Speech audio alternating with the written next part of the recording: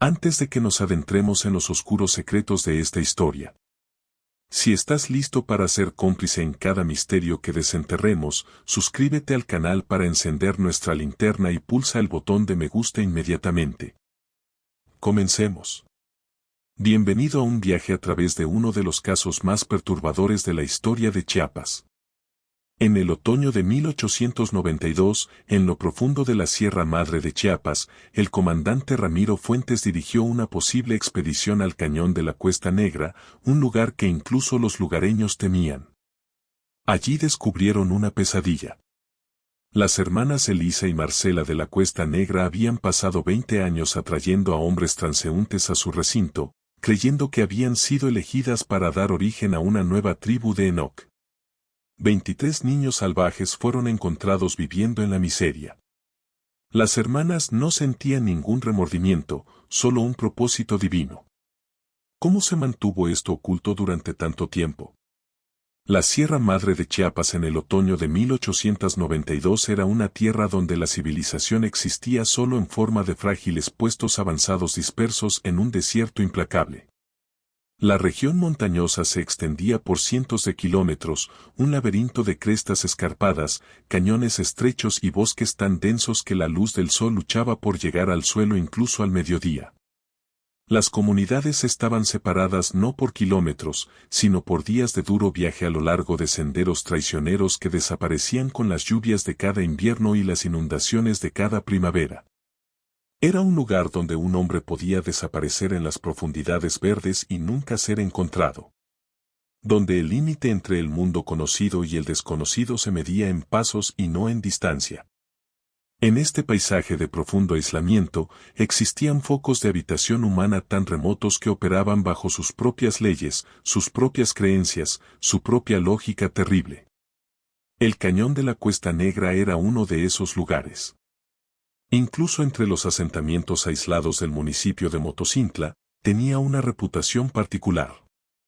El cañón se encontraba en lo profundo de un pliegue de montañas accesible únicamente a través de un único sendero de carbón cubierto de vegetación que serpenteaba a través de kilómetros de maleza de bromelias y a través de traicioneros lechos de arroyos.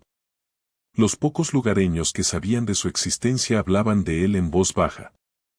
La familia de la Cuesta Negra había reclamado esa tierra generaciones atrás y con cada década que pasaba se habían retirado más del mundo más allá de sus líneas de cresta. En aquellos primeros días, el patriarca de la familia era recordado solo como un hombre severo, aferrado a la Biblia, que creía que el mundo exterior estaba más allá de la redención. Su hijo Jeremías de la Cuesta Negra tomó la fe rígida de su padre y la transformó en algo aún más oscuro. Los que ocasionalmente encontraron a Jeremías en el puesto comercial en los años 1850 y 1860 describieron a un hombre demacrado con ojos ardientes que hablaba en cadencias bíblicas sobre profecía y pureza, sobre un apocalipsis venidero que limpiaría las montañas y dejaría solo a los elegidos para heredar lo que quedara. Compró provisiones a granel, sal, harina, herramientas de hierro y desapareció de nuevo en el cañón durante meses. Hacia 1870, dejó de venir por completo, y los pocos que lo recordaban asumieron que había muerto, como solían hacer los hombres en ese país, en silencio y sin ceremonias. Pero Jeremías no había muerto. Se había retirado completamente a su hogar con sus dos hijas, Elisa y Marcela, y las había criado en un aislamiento absoluto, según la religión que él mismo había creado. El mundo exterior, les enseñó, estaba corrompido sin posibilidad de salvación. Su linaje, insistió, había sido elegido por la providencia divina para sobrevivir al juicio venidero y dar origen a una nueva tribu.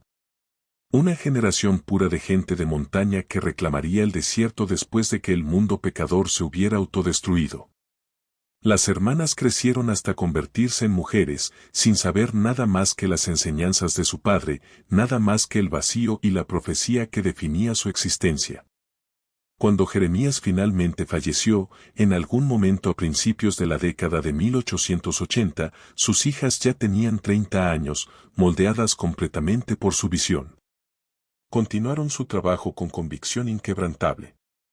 En raras ocasiones, una de ellas aparecía en la tienda general del asentamiento más cercano, a un día entero de caminata desde el cañón.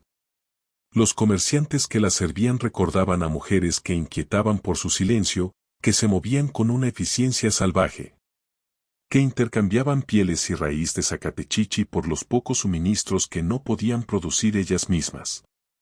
Hablaban solo cuando era necesario, con voces planas y extrañas, con los ojos pálidos y sin parpadear. Los niños instintivamente se alejaron de ellas. Los hombres encontraban excusas para estar en otro lugar cuando entraban a una habitación. El patrón comenzó tan gradualmente que nadie lo reconoció como un patrón en absoluto.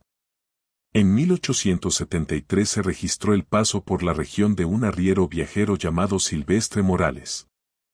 Su recua cargada de mercancía se dirigía hacia el este a lo largo de los árboles de la montaña. Nunca llegó a su siguiente destino.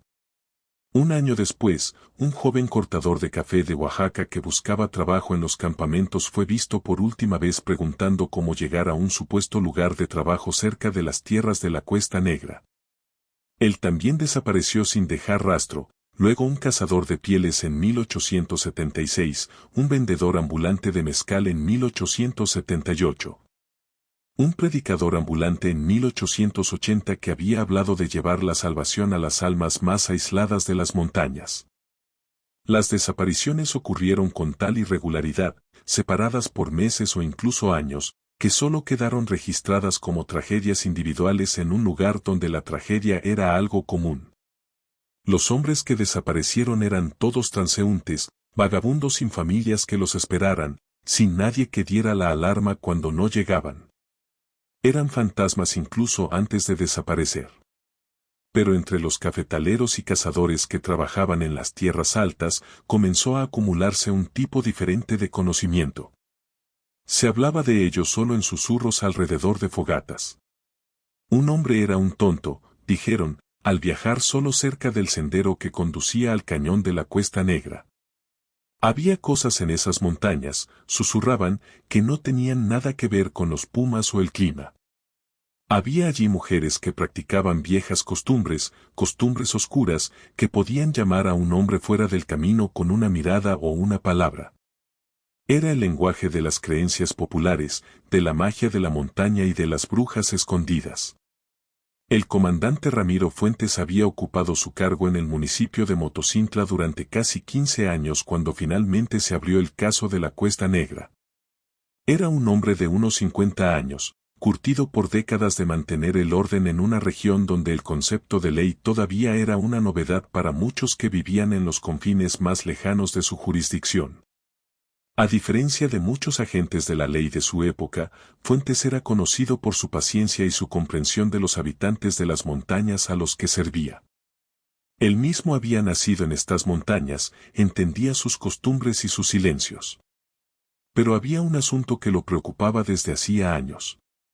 Los rumores sobre hombres que desaparecían cerca del cañón de la Cuesta Negra habían llegado a oídos de Fuentes ya en 1875.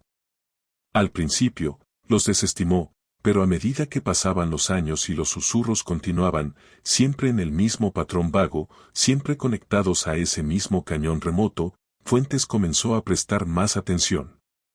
El problema era la evidencia. No había cadáveres, ni testigos, ni familias ansiosas exigiendo respuestas. No había nada suficientemente concreto que justificara una investigación oficial. Fuentes hizo varios intentos a lo largo de los años para investigar el asunto. En una ocasión, en 1884, había cabalgado directamente a la propiedad de la Cuesta Negra con el pretexto de realizar un control de rutina. Lo que encontró lo inquietó profundamente. El recinto constaba de una cabaña principal en muy mal estado y varios cobertizos rústicos dispersos entre los árboles. Las dos hermanas Elisa y Marcela lo habían recibido con un silencio frío, negándole la entrada, respondiendo sus preguntas con una sola palabra o sin responder en absoluto. Pero eran los niños los que más le perturbaban. Los había vislumbrado durante su visita. Rostros pálidos mirando desde la maleza. Pequeñas figuras que se mueven entre los árboles, siempre mirando, nunca acercándose. contó al menos 8 o 9. No hacían ningún ruido. Cuando les preguntó a las hermanas por ellos, Elisa de la Cuesta Negra simplemente dijo que eran suyos, que estaban cuidados y que la ley no tenía nada que ver con cómo vivía una familia en su propia tierra. Fuentes había abandonado el cañón ese día con una profunda sensación de que algo había ido mal, pero eso no era una prueba. La comunidad no ofreció ninguna ayuda. Cuando Fuentes intentó recabar información de los pocos lugareños, se encontró con evasivas y silencio. Había miedo genuino en sus respuestas. Las hermanas no eran simplemente mujeres extrañas, se les miraba con un temor supersticioso. La gente creía que traicionar a esas mujeres era atraer la desgracia. Pasaron los años con la investigación de Fuentes prácticamente congelada. Las desapariciones parecieron disminuir o tal vez simplemente se empezó a hablar menos de ellas. El comandante continuó con sus funciones, envejeciendo, consciente de que tal vez nunca tendría las respuestas. Y entonces, en una fría tarde de octubre de 1892, un joven entró en su oficina en un estado de completo terror y todo cambió. El joven que apareció en la oficina del comandante Fuentes esa tarde de octubre era un ingeniero civil de la capital, llamado Ricardo Torres. Empleado por la compañía ferroviaria para mapear rutas potenciales a través de la Sierra Madre. Era una persona educada, pero casi le había costado la vida en las montañas. Torres se había separado de su grupo de topografía 3 semanas antes. Perdido y desorientado en el laberinto de crestas y cañones, había vagado durante 2 días antes de tropezar con lo que parecía ser la salvación. Una fina columna de humo se elevaba desde un cañón cuya existencia desconocía en ninguno de sus mapas. Lo que Ricardo Torres le dijo al comandante Fuentes durante el transcurso de esa tarde, hablando con una voz que a menudo se quebraba por la emoción, proporcionó el primer testimonio coherente de lo que ocurrió dentro del complejo de la Cuesta Negra. Describió cómo se acercó al claro y fue recibido no con hostilidad, sino con una hospitalidad inquietante. 2 mujeres demacradas, ambas vestidas con ropas caseras que parecían pasadas de moda desde hacía décadas, lo habían invitado a descansar y comer. Había estado lo suficientemente desesperado y hambriento como para aceptar. La comida era sencilla pero sustanciosa, tortillas y guiso de jabalí silvestre. Las hermanas hablaron poco, pero sus ojos pálidos nunca lo abandonaron. Fue solo después de haber comido y de empezar a sentir una somnolencia abrumadora que se dio cuenta de que algo iba terriblemente mal. Lo último que recordaba con claridad era que intentó ponerse de pie y descubrió que sus piernas no lo sostenían. Se despertó en la oscuridad, atado de pies y manos en lo que finalmente determinó que era un sótano debajo de la cabaña principal. Durante una semana, Torres permaneció cautivo en ese espacio subterráneo. Las hermanas le llevaban comida y agua 2 veces al día, y siempre le hablaban de una manera extraña, casi ritualista. Le dijeron que había sido elegido, que serviría a un propósito sagrado, que su descendencia ayudaría a dar nacimiento a la nueva tribu que heredaría las montañas. El horror de comprender lo que pretendían le llegó lentamente en esa oscuridad. Oía constantemente voces de niños encima de él, hablando en un dialecto que apenas podía reconocer como español. Escuchó a las hermanas moverse en sus rutinas diarias con una eficiencia metódica que sugería que estaba lejos de ser la primera vez que mantenían a un hombre en ese sótano. En la 7ª noche de su cautiverio, Torres logró liberar sus manos de la cuerda que las ataba. Las hermanas se habían vuelto complacientes, tal vez asumiendo que él había aceptado su destino como otros antes que él. Cuando Marcela de la Cuesta Negra bajó la escalera para traerle la cena, la atacó con una desesperación nacida del terror absoluto, dejándola inconsciente y huyendo en la noche. Corría a ciegas por la selva, perseguido por sonidos que no podía identificar. Corrió hasta que el agotamiento y la pérdida de sangre lo obligaron finalmente a desplomarse. Por fortuna o providencia, se había topado con un sendero de tala legítimo y fue encontrado a la mañana siguiente por un equipo de leñadores que lo llevaron al asentamiento más cercano. El comandante Fuentes escuchó el testimonio de Torres con la cuidadosa atención de un hombre que había esperado años exactamente este tipo de testigo. A diferencia de los rumores vagos que habían frustrado su investigación, Torres podía proporcionar detalles específicos, podía describir la disposición del complejo y podía testificar actos criminales bajo juramento. Lo más importante es que era un profesional respetable de fuera de la región, cuya palabra tendría peso ante las autoridades. Fuentes sabía que finalmente tenía la evidencia necesaria para actuar, pero también sabía que entrar en el cañón de la Cuesta Negra sería peligroso. Las hermanas habían operado con impunidad durante décadas y habían criado a un número desconocido de niños que probablemente las defenderían. Fuentes pasó 3 días organizando un grupo de hombres, seleccionando cuidadosamente a aquellos en quienes confiaba. Sabía que cualquier cosa que encontraran en ese cañón, tendría que ser documentada adecuadamente y manejada de acuerdo con la ley. En la mañana del 23 de octubre de 1892, Fuentes condujo a 8 hombres a las montañas, guiados por Ricardo Torres, quien había aceptado regresar a pesar de su terror. Los mapas del ingeniero les ayudaron a navegar por un terreno que de otro modo habría consumido días de búsqueda. A medida que se acercaban, un silencio antinatural se apoderó del bosque.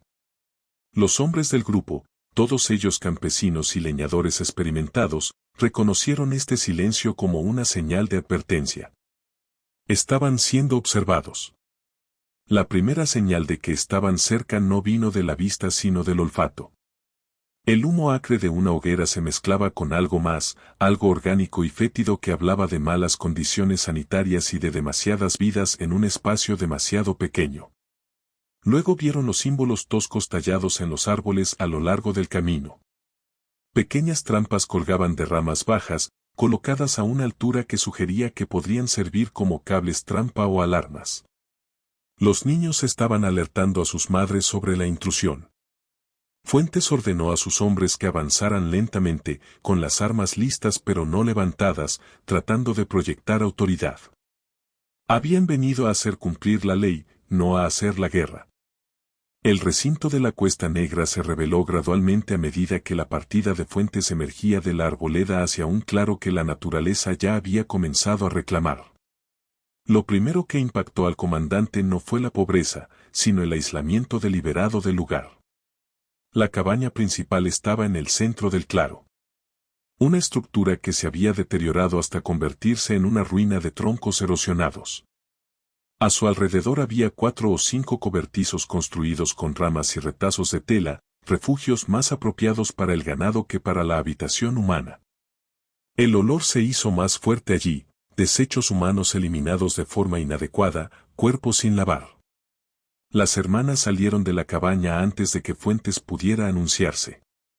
Elisa y Marcela de la Cuesta Negra estaban una al lado de la otra en la puerta, y su visión silenció los murmullos entre los hombres.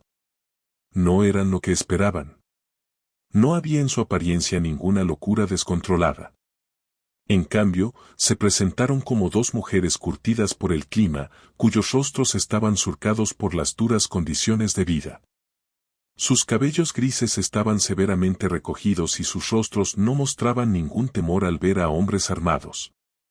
Lo que más inquietó al comandante fue la completa ausencia de sorpresa en sus ojos pálidos. Estaban esperando esto. Elisa de la Cuesta Negra habló primero, con una voz monótona. Preguntó qué tenía que ver la ley con su tierra, en el suelo sagrado que un padre había reclamado y consagrado. El comandante Fuentes, manteniendo la compostura, le informó que ella y su hermana estaban bajo arresto por secuestro y encarcelamiento ilegal basándose en el testimonio de Ricardo Torres. Al mencionar el nombre del ingeniero, apareció la primera grieta en la fachada estoica de Elisa, no miedo, sino un destello de decepción. Ella no hizo ningún movimiento para resistirse. Ninguna de las hermanas lo hizo. Ellas simplemente permanecieron allí, irradiando una tranquila certeza de que el propósito divino al que servían las hacía inmunes a la ley humana. Luego los niños empezaron a salir y el verdadero horror de la situación se hizo evidente. Venían de los cobertizos, del borde del bosque. Uno a uno y luego en pequeños grupos aparecieron como fantasmas. Los hombres comenzaron a contar, con la voz entrecortada por la sorpresa a medida que los números aumentaban, 5, 10, 15. 23 en total, desde un niño que apenas podía caminar hasta un joven que parecía tener 17 o 18 años. Estaban uniformemente desnutridos. Sus ropas estaban hechas de trapos y pieles de animales cocidas con evidente inexperiencia. Su cabello estaba enmarañado y salvaje. Muchos estaban descalzos a pesar del frío de octubre. Pero fue su comportamiento lo que perturbó más profundamente a los hombres. No hicieron ningún sonido. Se comunicaban mediante gestos y expresiones, moviéndose con una coordinación que sugería que habían aprendido a operar como un organismo colectivo. Se posicionaron entre los hombres y sus madres, no agresivamente, sino de manera protectora, sus ojos pálidos observando a los extraños con un cansancio inhumano. Uno de los agentes intentó hablar con la niña más cercana. Ella retrocedió ante él siseando como un animal amenazado antes de lanzarse detrás de sus hermanos. Quedó claro que estos niños habían sido criados con un adoctrinamiento tan completo contra el mundo exterior que veían a los agentes de la ley no como salvadores, sino como invasores. Hablaban entre ellos en un extraño dialecto que combinaba un arcaico acento de montaña con palabras que parecían no tener raíz en el castellano. Un lenguaje privado desarrollado en absoluto aislamiento. El comandante Fuentes ordenó a varios de sus hombres que registraran el recinto. Lo que encontraron dentro de la cabaña principal proporcionó la evidencia física que apoyaría el testimonio de Torres. El interior estaba oscuro y denso por el humo.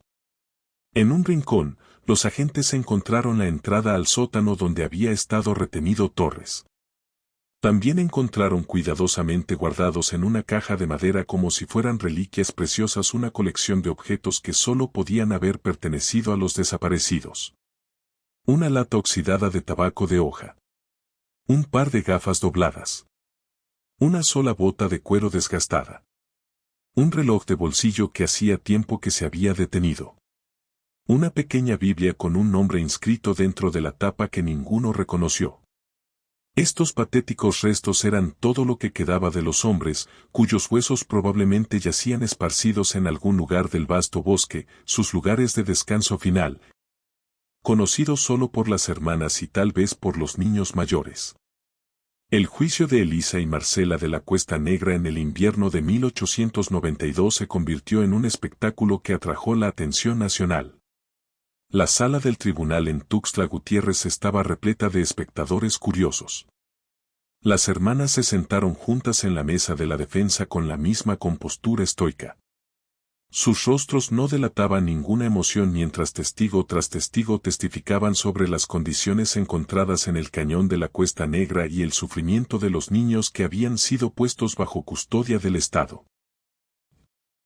El testimonio de Ricardo Torres fue metódico y devastador.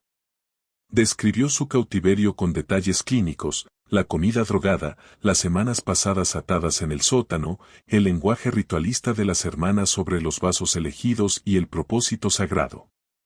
Sin embargo, el testimonio más escalofriante provino de la propia Elisa de la Cuesta Negra. En contra del consejo de su abogado, insistió en subir al estrado para explicar lo que ella y su hermana habían hecho y por qué. Lo que siguió fue una ventana a una visión del mundo tan completamente alejada de la realidad compartida que muchos tuvieron dificultades para comprender.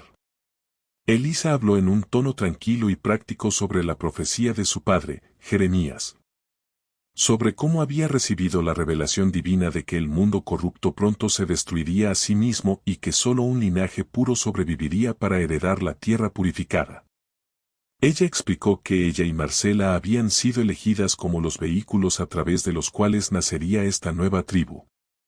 Cuando el fiscal le preguntó directamente sobre los hombres desaparecidos, Elisa no mostró ninguna evasión ni remordimiento. Se refirió a ellos como vasos, instrumentos del propósito divino. Describió cómo ella y su hermana identificaban a los hombres fuertes que pasaban por su territorio. Ofrecerían hospitalidad, administrarían hierbas y realizarían lo que ella llamó el derecho de unión, un término que hizo que varios espectadores abandonaran la sala del tribunal con disgusto. Cuando se le preguntó qué pasó con estos hombres después de que cumplieron su propósito, Elisa afirmó solo que fueron liberados de nuevo al mundo corrupto o que eligieron permanecer en el cañón y finalmente fueron enterrados de acuerdo con los rituales que su padre le había enseñado. La fiscal intentó encontrar algún reconocimiento de que ella comprendía la enormidad de lo que había hecho. Le preguntó si sentía algún remordimiento por el sufrimiento causado. La respuesta de Elisa silenció la sala del tribunal, solo sentía orgullo por haber cumplido con su deber sagrado. No había remordimiento porque en su comprensión de la realidad no había cometido ningún pecado. Marcela de la Cuesta Negra nunca testificó.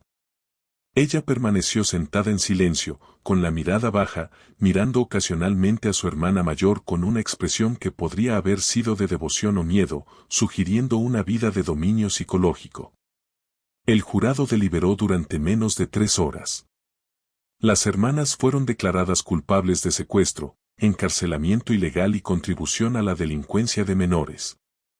La fiscalía no pudo probar el asesinato. En sus declaraciones durante la sentencia, el juez afirmó que Elisa y Marcela de la Cuesta Negra eran el producto de un aislamiento tan completo que había creado lo que él llamó un reino separado y terrible. Fueron sentenciadas a un internamiento indefinido en el Manicomio General de la Castañeda, en la Ciudad de México, un destino típico para casos de criminalidad mental en esa época, donde pasarían el resto de sus vidas separadas de la sociedad y unas de otras.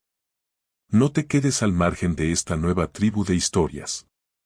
Dale, me gusta, si esta crónica te pareció tan fascinante como perturbadora. Suscríbete y activa la campanita para que no te pierdas la próxima historia sepultada que desenterraremos del pasado de México. Gracias por ver y nos vemos en la próxima crónica. Dios los bendiga.